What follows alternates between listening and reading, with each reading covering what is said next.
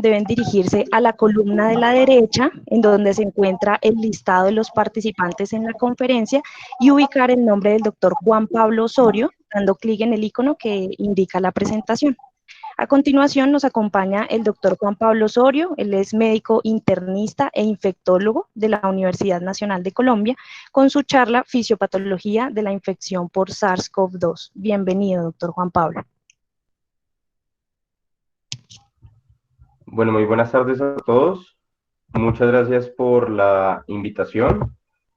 Y en estos próximos 30 minutos, de lo que vamos a hablar es un poquito lo que sabemos de la fisiopatología de la infección por SARS-CoV-2 y tratar de entender a partir de la explicación fisiopatológica cuáles podrían ser blancos terapéuticos eventualmente. Entonces, recordar que para ponernos en Doctor, contexto, qué pena ¿sí? interrumpirlo. ¿Ya nos compartió la presentación? Sí, estoy presentando en principio. Deben estar viendo mi pantalla, ¿no? No, señor, creo que no podemos verla todavía. No, Juan, no. Un segundo.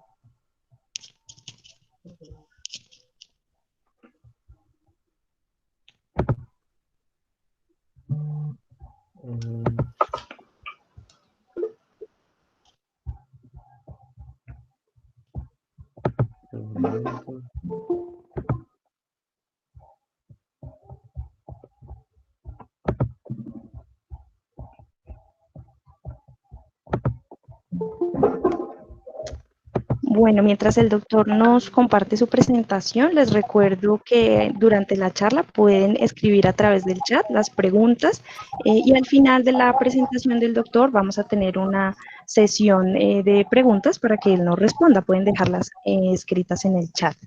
Estas presentaciones también se están grabando y posteriormente hacemos la difusión del link que usualmente queda las grabaciones en YouTube para aquellas personas que por motivos de horario no nos pueden acompañar en este momento.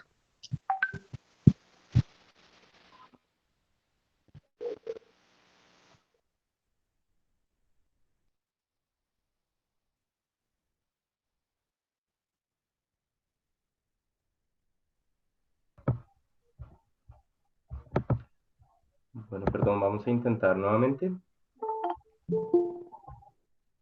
En principio debería estar proyectando. No, no señor, todavía no podemos verla.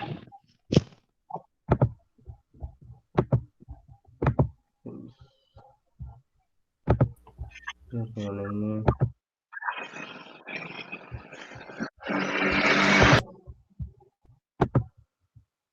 Eh,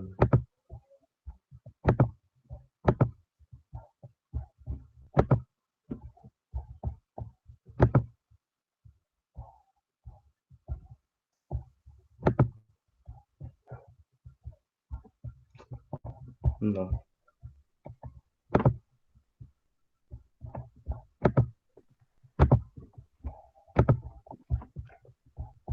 Voy a intentar desconectarme y volverme a conectar. Perdónenme que no está funcionando, no sé por qué.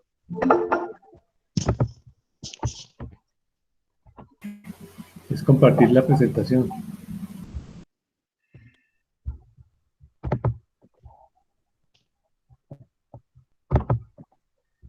Se las puedo compartir como un archivo adjunto y ustedes me van siguiendo con las diapositivas, ¿les parece? Doctor, nos indican que en la parte inferior de la pantalla está la opción para visualizar pantalla única o pantalla doble y de esa Sí, manera puede compartir la pantalla. ¿Encuentra esa opción? sí, sí. De hecho, debería estar compartiendo en este momento. Pero sí, en la parte inferior derecha, pero le doy presentar y no lo permite hacer.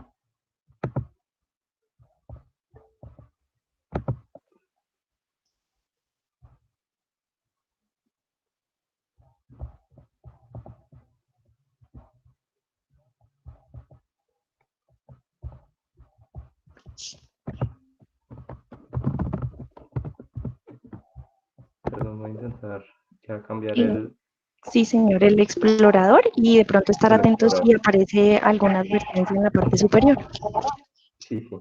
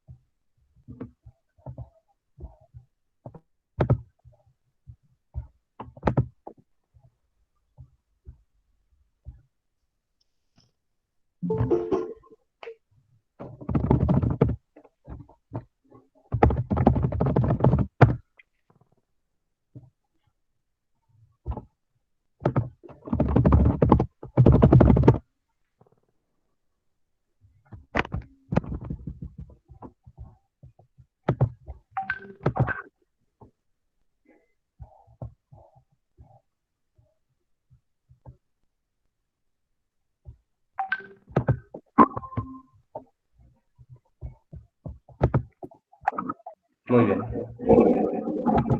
Vamos a intentar por acá.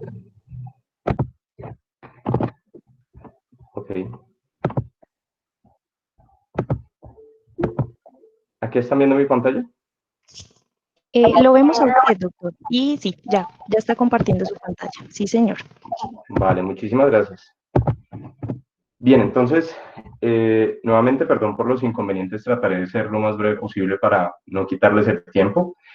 La idea es hablar un poquito de la fisiopatología desde lo que conocemos ahora de SARS coronavirus, pero mucho de lo que entendemos, de lo que hemos visto de la fisiopatología, probablemente nos toque extrapolarlo de algunos coronavirus previos. Para ponernos en contexto, esta es una enfermedad COVID diagnosticada o detectada a mediados y finales de diciembre del año pasado en la ciudad de Wuhan, en la provincia de Hubei, en China. Se reportaron inicialmente 4 casos de neumonía grave que desarrollaron SDRA de etiología desconocida desde el punto de vista de la aproximación microbiológica usual y desde el punto de vista del diagnóstico molecular microbiológico. Los primeros casos se relacionaron con un mercado local que tenía contacto con especies vivas, pero posteriormente, en la medida en que se fueron reportando más casos, se detectó transmisión persona a persona por contacto estrecho y finalmente terminó en lo que conocimos que son casos realmente sin historia de contacto y casos en el personal de la salud que obedece básicamente a la circulación más allá del mercado de Wuhan, haciendo que conozcamos este virus con potencial pandémico. Se declaró desde muy tempranamente que este virus tenía potencial pandémico, dados los números reproductivos básicos estimados, conociendo los primeros datos de Wuhan, con unos números reproductivos que van entre 2.6 y 4.7. Es probable que estemos muy cercanos a 3 y en la medida en que se fueron conociendo casos fuera de China, probablemente por debajo de 3, pero alrededor de 2.6 o 2.8 es lo que tenemos ahorita como dato. Con un periodo de incubación que es muy variable, lo hemos entendido cada vez más, es decir, en la medida en que se presentan más y más casos nos ha permitido entenderlo mejor, pero el periodo de incubación puede ser tan corto como de 2 días y tan largo como de 21. La mayoría de reportes van entre 2 y 14 días, con una mediana en la mayoría de los estudios de 7 a 11 días. Inicialmente, este es un virus que compromete principalmente a adultos y adultos mayores, más a hombres que mujeres. No conocemos bien por qué y dentro de la revisión de la literatura para ver si de pronto hay algún factor relacionado con por qué afecta más a hombres que a mujeres, pues son realmente hipótesis. Hasta este momento no se ha demostrado nada y parece que tiene una menor severidad y un menor eh, riesgo de infectar niños menores de 10 años. Sin embargo, en la medida en que se ha salido de China, es probable que también haya poblaciones susceptibles de personas menores. Y los factores de riesgo que se han asociado a la mortalidad es básicamente tener mayor edad, tener una pobre función inmune. Aquí incluimos pacientes inmunosuprimidos, inmunodeficientes e inmunocomprometidos. Y lo más importante es la presencia de comorbilidades crónicas, principalmente relacionadas con cardiopatía o enfermedad cardiovascular, diabetes mellitus, enfermedad respiratoria crónica y algunas otras comorbilidades, incluyendo la hipertensión arterial. El espectro clínico del COVID-19, que es como se llama a la enfermedad producida por este microorganismo SARS coronavirus 2, es muy variable y se han detectado, los invito a consultar este documento publicado en su versión completa el día de hoy, un esfuerzo grandísimo del profesor Carlos Saavedra de la gloriosa Universidad Nacional, del Departamento de Infectología y del Departamento de Medicina Interna de la Universidad Nacional, que reunió a expertos del país, en el que tuvimos la oportunidad de participar en diferentes grupos de trabajo.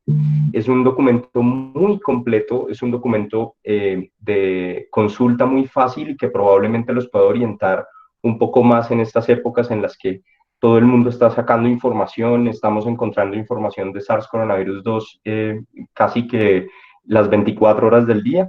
Entonces los invito a que consulten este documento, que es un documento local, pero muy juicioso, basado en evidencia, para que nos orientemos un poco más respecto al enfoque, el tratamiento, el diagnóstico, la prevención y el control de la infección por SARS-2. Tomado de ese documento está esta tabla, que básicamente lo que nos muestra es que la enfermedad tiene un espectro que puede ir desde enfermedad leve o enfermedad no complicada, es decir, una rinofaringitis probablemente, síntomas locales en las vías respiratorias, puede tener algunos síntomas generales, fiebre, mialgias y algunos síntomas adicionales, incluso diarrea eventualmente en algunos casos, pero puede ir evolucionando ya hacia un caso muy grave, causando un síndrome de dificultad respiratoria aguda, o causando una sepsis viral que termine comprometiendo la función orgánica y generando con esto mortalidad en los pacientes.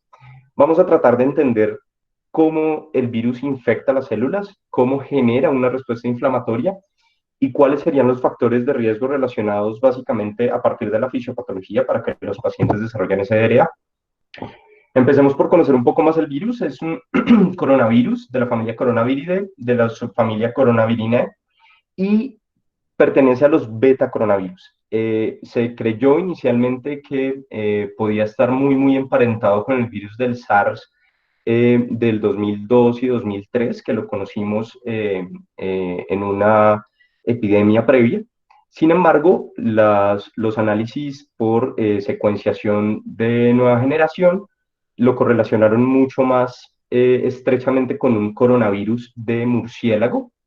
Es un virus RNA de cadena sencilla de sentido positivo que codifica para una poliproteína. Y esto es bien importante para empezar a entender un poquito la fisiopatología y los blancos terapéuticos. Y es que codifica una gran poliproteína que finalmente termina, por efecto de una proteasa, siendo clivada para generar algunas proteínas estructurales y algunas proteínas no estructurales. En la tabla les muestro algún listado de cuáles serían más o menos como las funciones en general de las proteínas no estructurales de los coronavirus. Y fíjense que desde el comienzo empezamos a ver que algunas proteínas no estructurales, no sé si están viendo el señalador, la señalización a través del interferón o la respuesta inmune a través de interferón es lo que va a controlar la infección por SARS coronavirus. Teniendo en cuenta eso y para buscar la supervivencia del virus, pues estos coronavirus tienen algunas proteínas que van a bloquear la señalización a través de interferón y la liberación de interferón para tratar de que no sean eliminados. Hay algunas otras funciones de las proteínas no estructurales que tienen que ver básicamente con el reconocimiento a través del sistema inmune del RNA intracelular y algunos otros que tienen que ver directamente con activación de la respuesta inmune. Estos son los coronavirus que conocemos han infectado al humano, ¿cierto? Son alfa y beta coronavirus. Digamos que los gamma y delta coronavirus son coronavirus de otras especies no humanas. Y estos alfa coronavirus, el 229 y el NL63, usualmente causan gripa. Y de los beta coronavirus, OC43 y HKU1, también causan gripa. Esto es algo bien interesante y es que los nuevos coronavirus que se consideran zoonóticos y que han pasado al humano han estado cargados de mucha mortalidad, es decir, han estado causados de mucha carga de enfermedad, distinto a sus predecesores. Esto tiene una teoría y es que probablemente la aparición en cada especie de un virus puede relacionarse con que la respuesta inmune se puede ir, comillas, mermando en la medida en que interactúa con este nuevo hospedero. Es decir, que es probable que la primera vez que se infectó un humano con un alfa coronavirus no le produjo gripa. Es probable que le haya producido también un SDRA o estos cuadros tan dramáticos y severos que estamos viendo con SARS-CoV-2. Entonces, estas son las similitudes, digamos, estructurales dentro de las secuencias de SARS coronavirus y SARS coronavirus 2, por eso digamos que en su estructura eran relativamente similares y por eso se denominó así este nuevo virus que surge en Wuhan. Y aquí les quiero llamar la atención sobre estas proteínas, digamos, la proteína S, la proteína E, la proteína M y la proteína N, que vamos a nombrar más adelante, y algunas otras proteínas no estructurales que tienen que ver básicamente con la exagerada respuesta inmune o exagerada respuesta de citoquinas que estamos viendo en los pacientes más graves, y esto probablemente tiene estas explicaciones fisiopatológicas que les quiero presentar. Lo primero es entender cómo interactúa el coronavirus con las células. Los coronavirus tienen esa estructura, digamos, de corona básicamente dada por las proteínas Spike. Esas proteínas Spike tienen dos dominios, un dominio que es de membrana y un dominio de reconocimiento. Ahí ya empezamos a notar algunas diferencias con SARS, el SARS previo, digamos, de este SARS coronavirus 2. Y es que el residuo 342, que es una glutamina, reconoce la lisina en la posición 31 del receptor de la enzima convertidora de angiotensina 2 humana.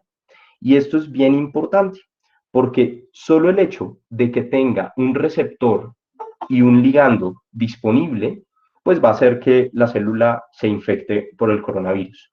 Es decir, que probablemente variaciones tisulares o variaciones genéticas o variaciones raciales de expresión de este receptor de la enzima convertidora de angiotensina 2 en el humano pueden generar compromiso de órgano.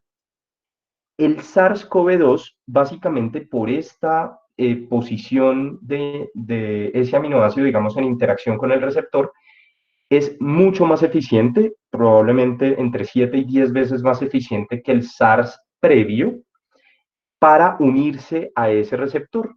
Y probablemente eso sea lo que explique por qué este SARS-CoV-2 se transmite más eficientemente persona a persona. Parece que parasita más fácilmente o de manera más prolongada este receptor de la ECA.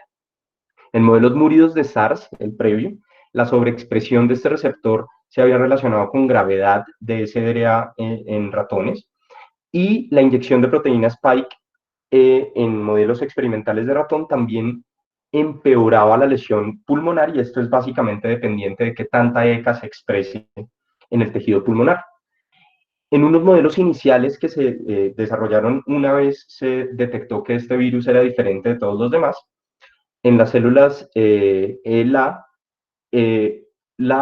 les pusieron a expresar receptores de la ECA humano, receptores de ECA de cerdo, receptores de ECA de civeta y receptores de ECA múridos. Y se evidenció que permiten la infección y la replicación del virus cuando tienen estos receptores ECA, confirmando que la interacción del virus con las células es a través de este receptor. Hay otros coronavirus que utilizaban otros receptores, como el receptor de aminopeptidasa N y el de PP4. Sin embargo, se encontró que no utilizaba este receptor. Estas son las microfotografías de los modelos iniciales del primer reporte en Nature de este nuevo coronavirus. Estas son las células, básicamente pues los marcadores de los receptores ECA y los núcleos. Y aquí vemos proteínas virales cómo entran al citoplasma cuando tiene receptor humano de la ECA, cuando tiene receptor de murciélago, cuando tiene receptor de cerdos, cuando tiene receptor de civeta y no entra cuando tiene receptor múrido. Eso quiere decir que pues estas son como los primeros aspectos fisiopatológicos que conocimos del virus y es que utilizan el receptor de la ECA y es mucho más eficiente cuando se une al receptor humano de la enzima convertidora de angiotensina. Aquí están los otros dos receptores que les nombré que básicamente no permiten la proliferación, ni la infección ni la proliferación viral. Esto es algo bien importante. 83% de la expresión de los receptores ECA en los tejidos, en el tejido pulmonar, en el humano, es en los neumocitos tipo 2. Y aquí ya empezamos a decir, ok, o sea, el tropismo del virus, cuando logra unirse a su receptor, es mucho más probable que vaya hacia el pulmón que hacia otros tejidos. Pero además, los neumocitos tipo 2 expresan algunos genes de regulación de los procesos metabólicos o básicamente de replicación del virus, del ciclo de vida del virus y de replicación del genoma viral. Eso quiere decir que como nosotros tenemos una altísima expresión del receptor y el ligando de ese receptor es estas proteínas spike del coronavirus, pues facilita mucho más la replicación de coronavirus en el pulmón. Sin embargo, hay otros órganos que también, otros tejidos que tienen expresión de receptor ECA2, como es corazón, riñón, endotelio e intestino. Y esto es lo que nos está probablemente explicando por qué en la medida en que se van dando más casos vemos manifestaciones más inusuales. Por ejemplo, compromiso del tracto gastrointestinal como única manifestación clínica en pacientes que ya tienen compromiso pulmonar subclínico. Este es un caso recientemente reportado de una gestante que llegó con diarrea, un contacto con Wuhan, le hicieron una PCR en la secreción respiratoria, sale positiva para SARS-CoV-2 y le hacen una tomografía de tórax en la que muestran virus verilado, a pesar de que la única manifestación clínica había sido diarrea. Esto nos está dando algunas luces de, bueno, es probable que la enfermedad clásica, estereotipada de infección respiratoria y que progrese a SDRA, es probable que no sea tan estereotipada.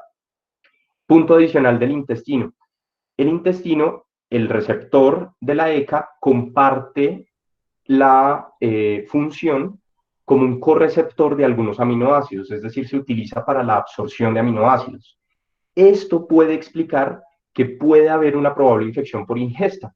Entonces, la gente que estaba pensando, digamos, y echándole la culpa a los murciélagos y todo este tema, pues tiene una plausibilidad de que las personas no se hayan infectado inicialmente por coronavirus directamente desde el animal hacia el tracto respiratorio, sino probablemente de los animales al tracto gastrointestinal, contaminación de las superficies o de las manos o de la comida, como puede pasar con algunos coronavirus de murciélago, que por ejemplo se pueden transmitir, o por algunos otros virus de murciélago, que se pueden transmitir por consumir frutas que han sido mordidas por murciélagos.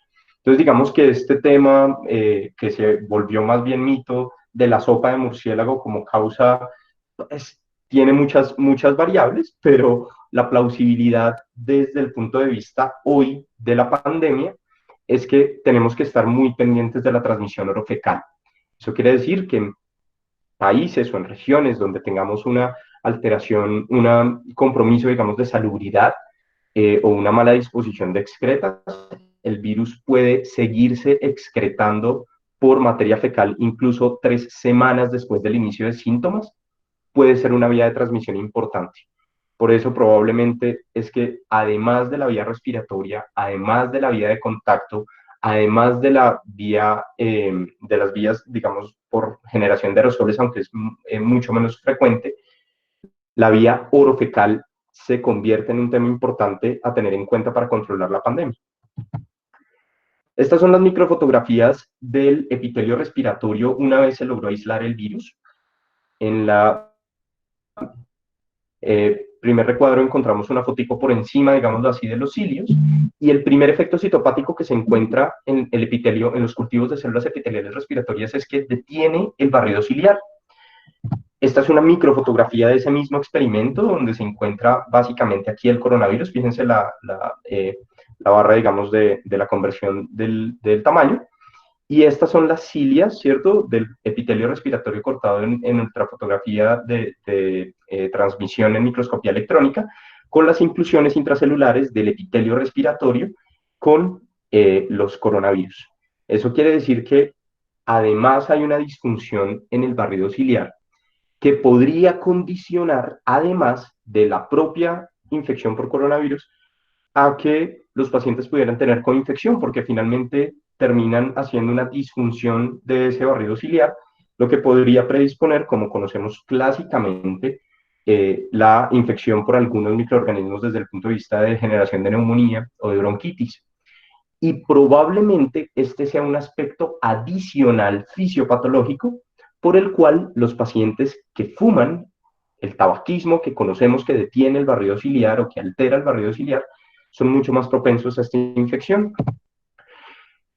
Esa es una primera parte, que es cómo interactúa el microorganismo con las células. Una vez entran las células generan una respuesta inmune. La respuesta inmune se genera básicamente por la detección del RNA que está replicándose desde el punto de vista intracelular por estos dos RIG1 y MDA5, que son básicamente sensores intracelulares o intracitoplasmáticos de RNA. Y eso genera una señalización para la liberación de interferón tipo 1. Estos interferones tipo 1 son los encargados de la destrucción intracelular del microorganismo. Esto, digamos que va un poquito más allá, y la cascada es que hay una oligomerización de una proteína adaptadora que se llama MAPS, y eso genera una formación de una gran poliproteína que fosforila al IRF3, que es el responsable de la transcripción del interferón tipo 1. Todo este trabalenguas básicamente para que ustedes entiendan que en diferentes puntos de esta vía de señalización para la liberación del interferón tipo 1, el coronavirus tiene unas proteínas que lo inhiben.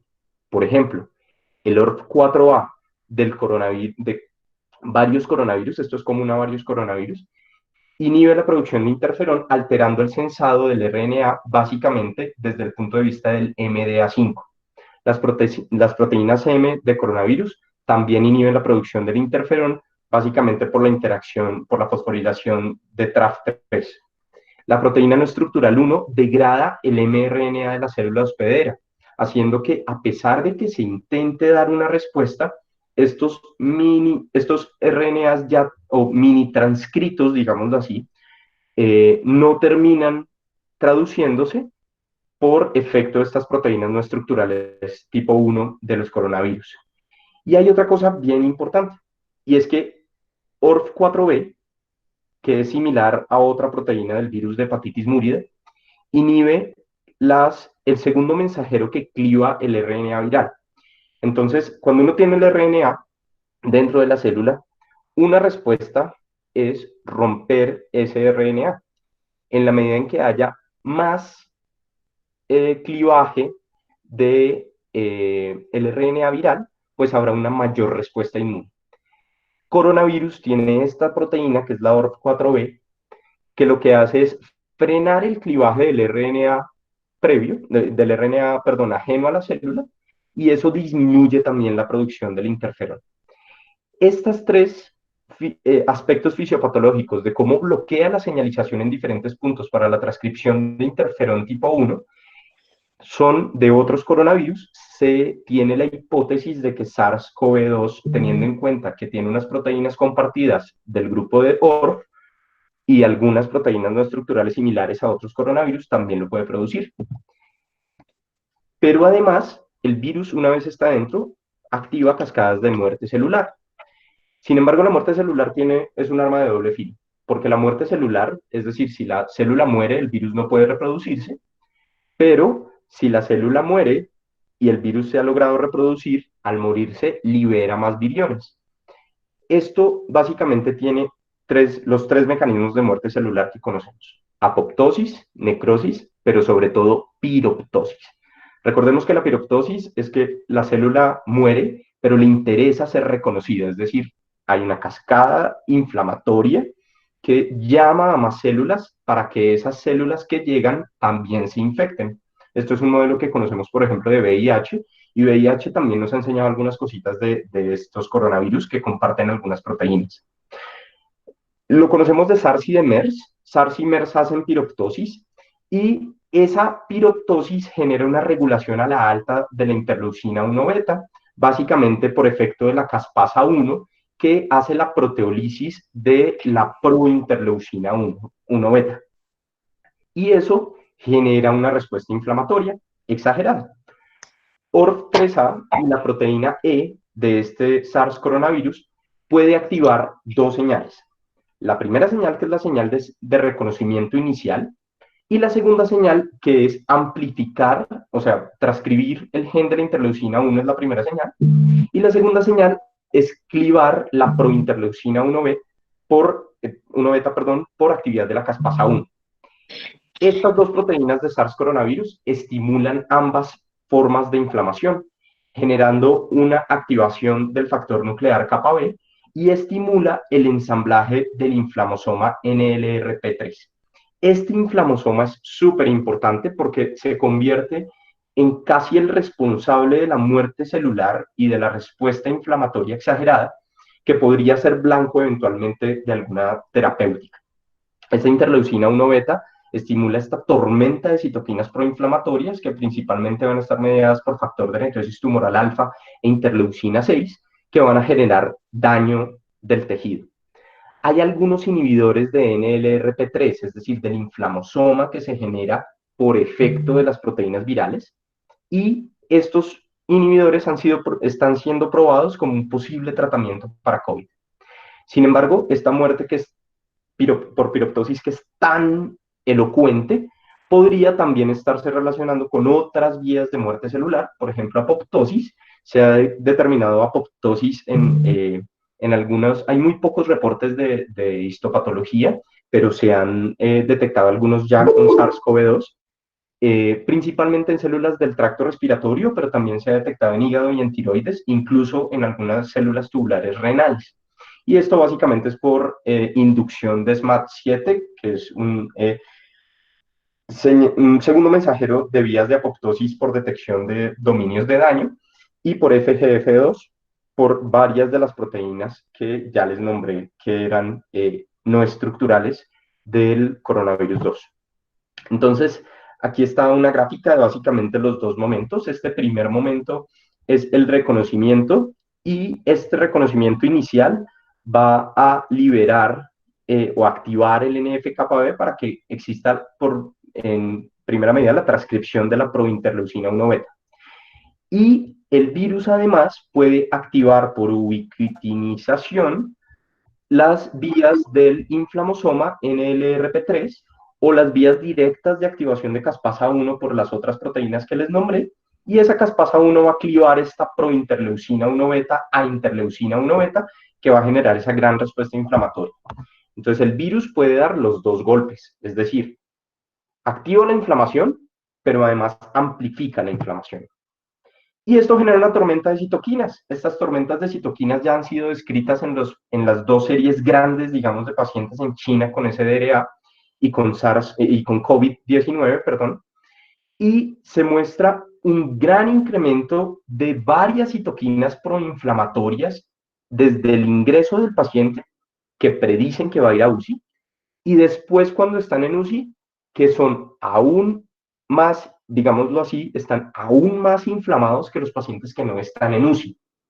Además de los mediadores, digamos, humorales, desde el punto de vista de citoquinas, quemoquinas y algunos factores de crecimiento, también encontramos una activación macrofágica y celular. Hay un mayor porcentaje de linfocitos CD4 que son positivos para factor estimulante de colonias y para interleucina 6, y algunos otros marcadores de activación macrofágica en muestras pulmonares de los pacientes que están con SDRA en UCI versus los que están con neumonía en el piso. Es probable, dado que esto se debe a una tormenta de citoquinas, que tenga en el tratamiento algún papel las sustancias inmunomoduladoras. Este perfil de citoquinas le hace recordar a muchas personas, sobre todo por la interleucina 6, a la linfocistosis hemofagocítica o el síndrome hemofagocítico que conocimos antes, y esto es básicamente que es una descarga exagerada de quemoquinas y citoquinas proinflamatorias que generan un daño tisular o una activación del sistema inmune exagerada que termina comprometiendo la función de diferentes órganos. Es probable que el SDRA de estos pacientes se correlacione muchísimo con un perfil de citoquina similar al del síndrome hemofagocítico. Entonces podríamos hablar de dos etapas, una etapa inicial en la que existe una inflamación de los neumocitos tipo 2, una invasión de los neumocitos tipo 2 y un inicio de una respuesta inflamatoria que básicamente lo que va a hacer es liberación de citoquinas proinflamatorias, pero además reclutamiento celular, que puede progresar básicamente por este papel de interleucina 6, que ya vino liberada después de la tormenta de citoquinas desencadenada por la interleucina 1 beta, a que se forme membrana hialina, lleguen otros componentes celulares que terminen generando muchísima inflamación intersticial, exudado hacia el saco alveolar y finalmente el SDRA que hemos visto, digamos, en los pacientes más graves. Entonces, en general, digamos que la fisiopatología del SARS-CoV-2 lo que nos habla es de apoptosis, pero también piroptosis, que es probablemente la más importante, y unas modificaciones relacionadas con la expresión del receptor de la enzima convertidora de angiotensina 2 humana, y esto va a ser una liberación de citoquinas y quemoquinas, una expresión diferencial de algunos factores antivirales, infiltra las células pulmonares por células inflamatorias. Hay un incremento de la permeabilidad vascular, de esto no les hablé con la ECA, pero tiene que ver básicamente que si coronavirus utiliza el receptor de la ECA, puede modificar el sistema renina-angiotensina-aldosterona y puede hacer que en el endotelio ocurra un daño citopático propio endotelial que incremente la permeabilidad vascular. Los pacientes se presentan con linfopenia. La linfopenia tiene dos aspectos fisiopatológicos. Uno es básicamente la respuesta inmune y otro que me parece muy interesante es el secuestro de linfocitos. Recuerdan que les había hablado que los pacientes con SDRA tenían un montón de CD4 en el pulmón. Pues parece que secuestran linfocitos en el pulmón, haciendo que los linfocitos periféricos en sangre disminuyan. Y una disfunción del sistema renina-angiotensina-aldosterona. Esto es lo que ocurre probablemente en una respuesta primaria. Una vez se monta una respuesta humoral frente al virus, pues lo que vamos a ver es probablemente el compromiso directo celular o mediado por toxicidad celular de los tejidos. Y no está muy claro, digamos, cuál es el papel inicial de los linfocitos T citotóxicos, pero es probable que tengan también un papel importante en más bien el proceso de resolución de la infección, más que el proceso de daño. Entonces, una vez el coronavirus se endocita, pasa a un fagosoma. Ese fagosoma se tiene que fusionar para formar un fagolisosoma. Y ese fagolisosoma, una vez baja su pH y se liberan algunas especies reactivas de oxígeno, hace que el RNA viral se libere, se produce la poliproteína y de esa poliproteína sufre proteólisis y de esa proteólisis empiezan a sintetizar las proteínas estructurales y no estructurales del virus, formando un nuevo virión y saliendo a infectar otras células. Pues bien, conociendo también el ciclo de vida del virus y cómo monta la respuesta inmune, pues tenemos algunos potenciales blancos terapéuticos. Por ejemplo, inhibidores tirosinquinasa, hidroxicloroquina o cloroquina, que lo que hacen es evitar la fusión del fagolisosoma, es decir, inhiben la acidificación del lisosoma, lo que no le permite al virus liberar el RNA al interior del citosol, y por eso probablemente hidroxicloroquina y cloroquina se vayan a convertir en estrategias terapéuticas. Quizás esto toca valorarlo en ensayos clínicos, quizás entre más temprano mejor, no lo conocemos aún y los estudios están en curso, pero fisiopatológicamente tiene ese asidero de plausibilidad biológica. Tenemos inhibidores de proteasa que inhiben el clivaje de esta poliproteína, lopinavir, ritonavir y probablemente darunavir cobicistat y darunavir, ritonavir, derivados, digamos, de la inhibidores de proteasa del VIH. Algunos antivirales directos que son básicamente pues, agonistas nucleócidos que evitan la replicación del virus, y algunas otras estrategias básicamente relacionadas con la fusión de la membrana del virus para la excreción de nuevos viriones. Sin embargo, aquí hay cosas bien interesantes y es, por ejemplo, enzima convertidora de angiotensina humana recombinante para tratar de saturar los receptores celulares o saturar las proteínas spike con esta proteína recombinante, que lo que va a hacer es evitar la interacción del microorganismo con la superficie celular, evitando que se parasite. Y finalmente, inmunomoduladores, es decir, por ejemplo, bloqueadores de la interleucina 6 como tocilizumab, que lo que van a tratar de evitar es esta tormenta de citoquinas que son las responsables a posteriori de este daño tisular. Entonces, hay varias opciones terapéuticas que se han venido probando. De hecho, hay algunas opciones que han resultado de análisis de Big Data y de inteligencia artificial que proponen algunas opciones terapéuticas que tienen que ver con todas estas vías de las que les hablé. Entonces, algunas tendrán que ver con vías de inflamación, algunas tendrán que ver con modificación de la respuesta intracelular inmune al coronavirus, algunos otros relacionados con la respuesta tisular, pero predominantemente lo que se está proponiendo son estrategias de bloqueo de la respuesta de la tormenta de citoquinas, es decir, medicamentos inmunomoduladores que terminen, si se ponen en algún momento temprano, que permitan de pronto disminuir la lesión tisular por esta gran cascada de citoquinas. Hasta el momento eso es lo que tenemos de fisiopatología. Hay algunas, pues digamos que las descripciones con este mare magnum de información y con esta cantidad exagerada de nuevos infectados y de muerte, sobre todo en Europa, pues es probable que no tengamos la información tan rápido como quisiéramos, pero probablemente digamos que empezar a entender cómo infecta el virus, empezar a entender cómo daña los tejidos, empezar a entender cómo la respuesta inflamatoria se pudiera optimizar para eliminar el virus en etapas muy tempranas de la infección, nos pudieran ayudar a contener esto. Si tienen alguna pregunta, yo creo que Damaris las ha hecho la relatoría.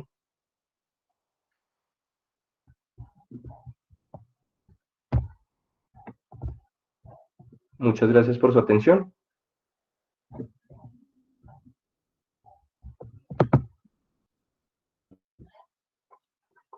Una pregunta.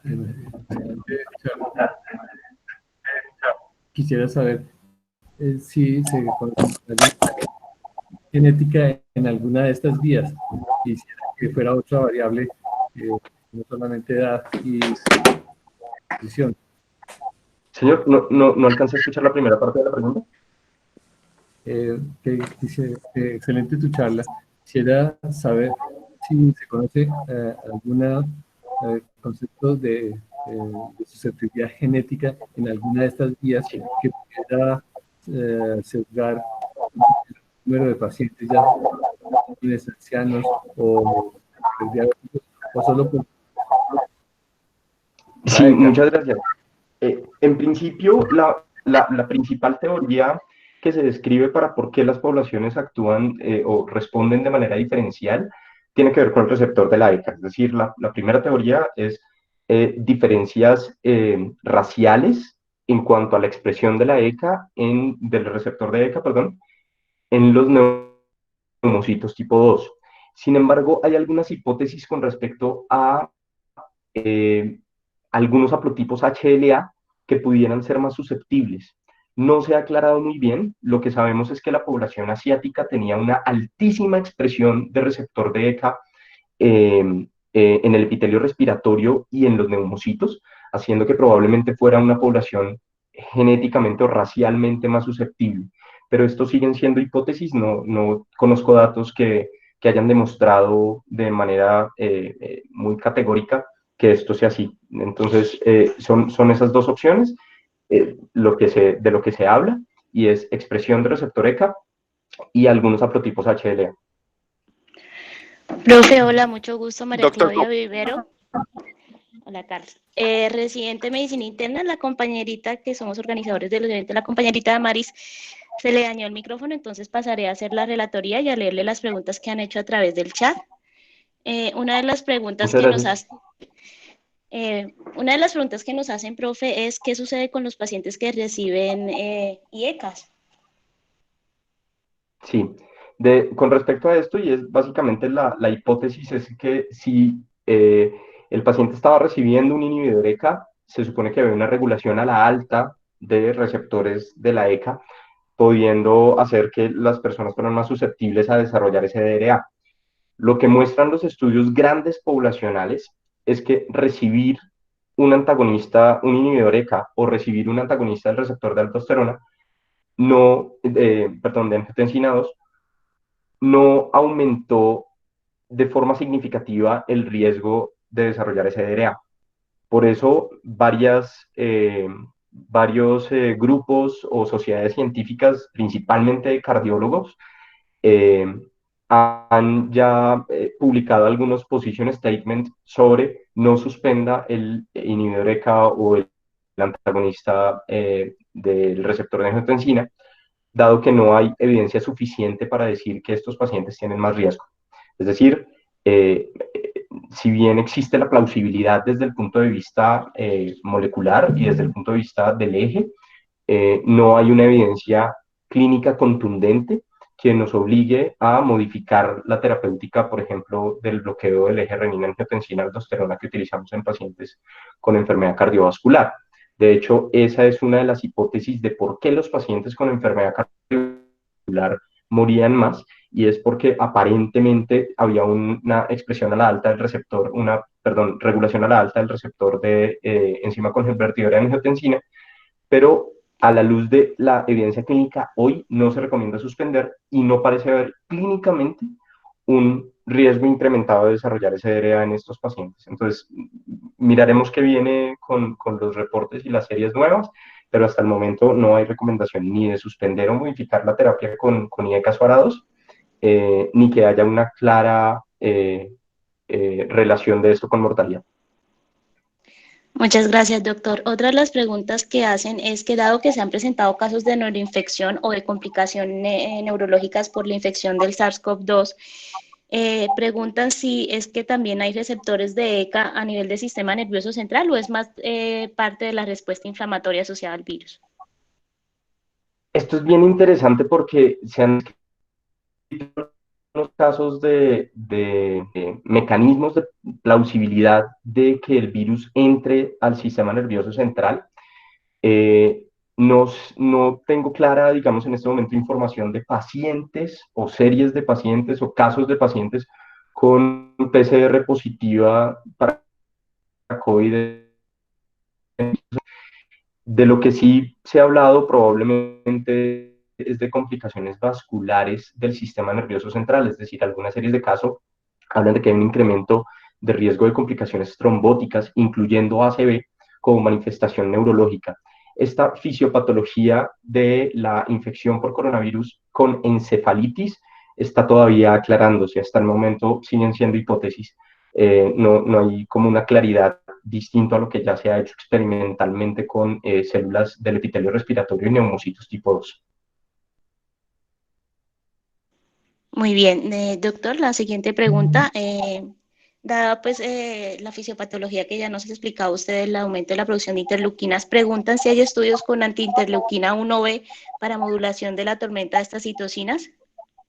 Sí, les mostraba que hay estudios en curso con anakinra, con tocilizumab, con diferentes eh, eh, sustancias que nos ayuden, con otros DMARDs, por ejemplo, que se utilizan en artritis reumatoide, que, que, digamos, modulan la respuesta inflamatoria. Eso está en curso. De hecho, tocilizumab es una terapia que hasta el momento, digamos, no hay una evidencia clínica suficiente para recomendar su uso. Sin embargo, muchos países en Europa, como una medida de rescate, de hecho compasiva, como bloquear esta tormenta de citoquinas similar a hemofagocítico, se han venido usando y probablemente lo vean ustedes en experiencias de hospitales en España donde están utilizando tocilizumab para bloquear interleucina 6 en estos pacientes. Eh, Hasta el momento, digamos que la evidencia clínica no la tenemos, existe plausibilidad biológica y eso es lo que se está buscando probablemente en el mundo, pero seguramente pase lo que nos está pasando ahorita y es que hay muchos pequeños ensayos clínicos con resultados más bien desalentadores en cuanto a las intervenciones farmacológicas que haya actualmente disponibles. Toca esperar a que salgan los ensayos clínicos, decenas de ensayos clínicos que están en curso en China, que es donde principalmente se han hecho, y hay algunas iniciativas globales para tratar de que, ya que esto se volvió pandémico, las personas pudieran participar en estudios colaborativos, ensayos clínicos colaborativos con algunas moléculas que se han definido como de uso compasivo, básicamente porque no fueron diseñadas para esto, pero que tienen alguna plausibilidad biológica. Así que básicamente lo que debo responder es que los invito a estar muy atentos a lo que resulte de los ensayos clínicos para poder tomar alguna decisión. Desde el punto de vista del documento que les conté del consenso colombiano, liderado por el profesor Saavedra, la, eh, digamos que la terapéutica, el grupo que trabajó terapéutica va a seguir, digamos, actualizando con algunos documentos, así que estén pendientes, digamos, de las publicaciones de la Asociación Colombiana de Infectología para tratar de aclarar en la medida de lo posible, con muchas en tiempo real, lo que esté saliendo de evidencia clínica. Pero sí, la respuesta concreta es sí, se están utilizando diferentes bloqueadores de vías de señalización de inflamación o diferentes sustancias para tratar de modular la inflamación para controlar esa tormenta de citoquinas. Profe, en ese mismo orden de ideas, como para cerrar con respecto al tratamiento, ya que han hecho varias preguntas al respecto, ya varias con respecto al estudio francés que mostró la citromicina que pudiese tener un efecto de curación, y también preguntan en ese mismo orden de ideas de tratamiento por lo de, teniendo en cuenta que es una tormenta de citoquinas, porque se recomienda la suspensión de inmunomoduladores en algunos pacientes. Esto es básicamente, bueno, la primera pregunta, digamos, respecto al tratamiento del estudio de hidroxicloroquina y acitromicina. Es un ensayo clínico pequeño, no todos los pacientes recibieron la combinación. y recordemos que la combinación de acitromicina con hidroxicloroquina tiene un alto riesgo de prolongar el intervalo QT, y es probable que ya se estén reportando algunos casos de complicaciones con arritmias fatales o potencialmente fatales, en arritmias malignas, digamos, derivadas de la prolongación del QT corregido. Por lo cual en este momento digamos que no hay recomendación desde el punto de vista del consenso colombiano para utilizar la combinación. Sigue siendo una combinación interesante, acitromicina y los macrólidos en general, pues han tenido como épocas y han tenido evidencia clínica a favor y no tan a favor. Eh, es probable que esto que les estoy diciendo hoy, mañana un ensayo clínico lo controvierta completamente, pero hasta el momento digamos que no ha habido una recomendación fuerte, dado el cuerpo de evidencia que se ha construido, para utilizar la combinación de hidroxicloroquina y citromicina. Claro, todos hablamos de los efectos pleomórficos,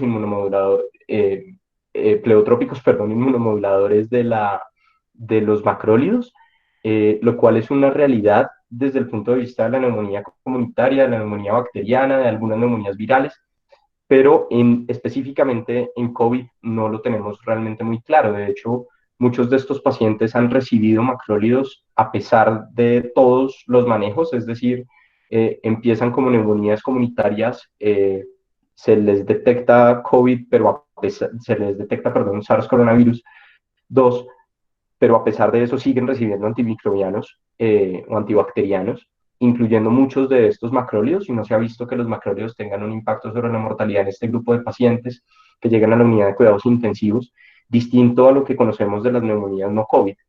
Entonces, toca esperar un poco de la evidencia clínica.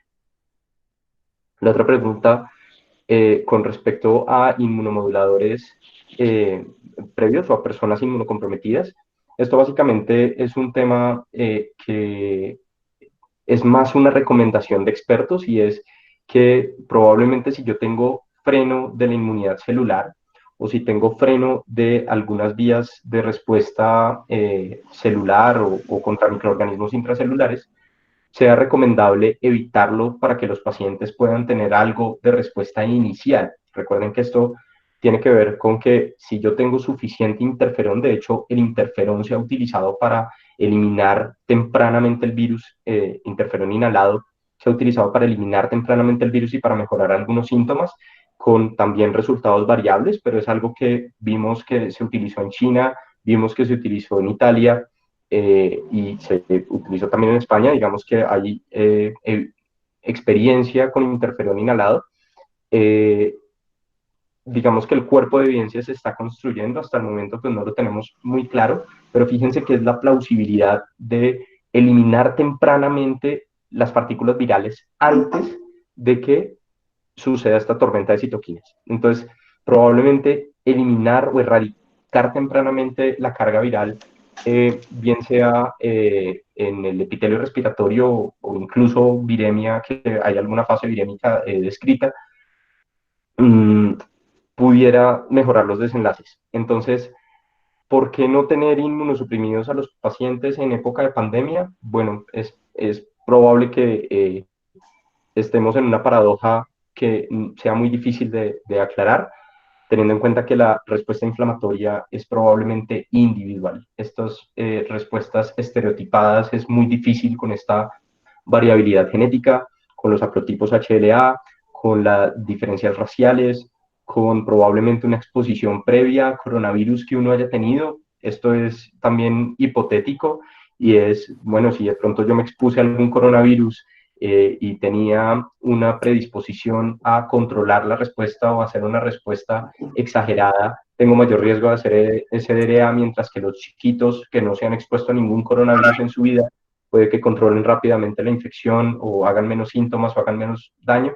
Esto siguen siendo hipótesis, pero desde el punto de vista del estado neto de inmunosupresión de las personas, casi siempre en enfermedades infecciosas pedimos que los pacientes tengan un estado neto de inmunosupresión bajo cuando se tengan que enfrentar a alguna infección, a que esté en su máxima inmunosupresión.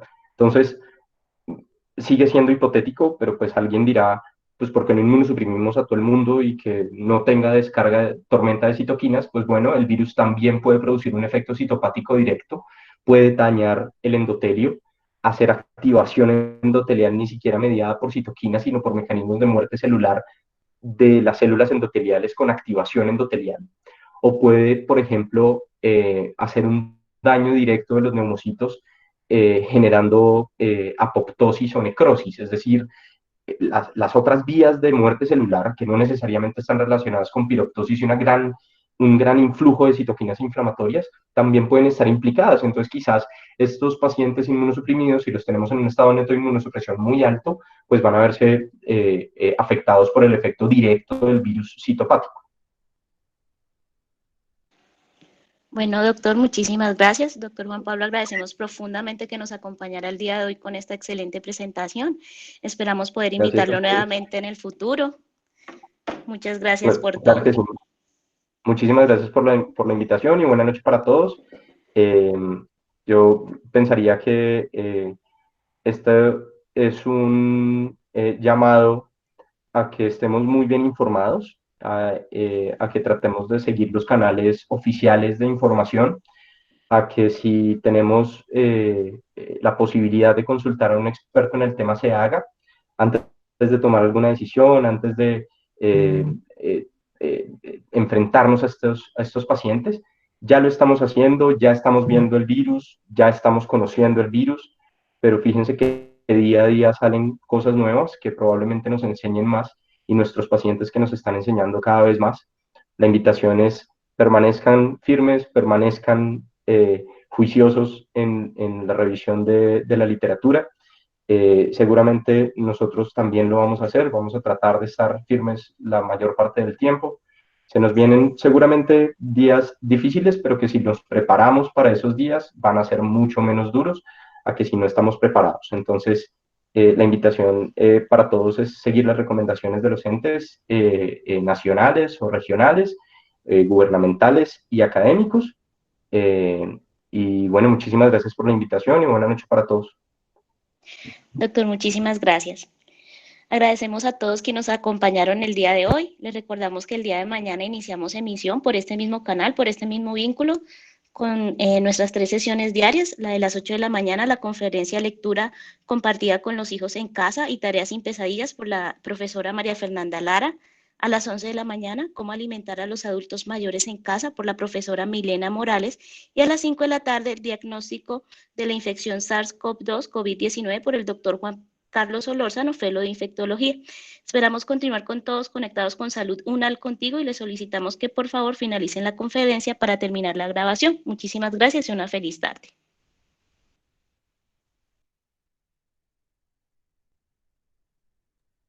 Señorita.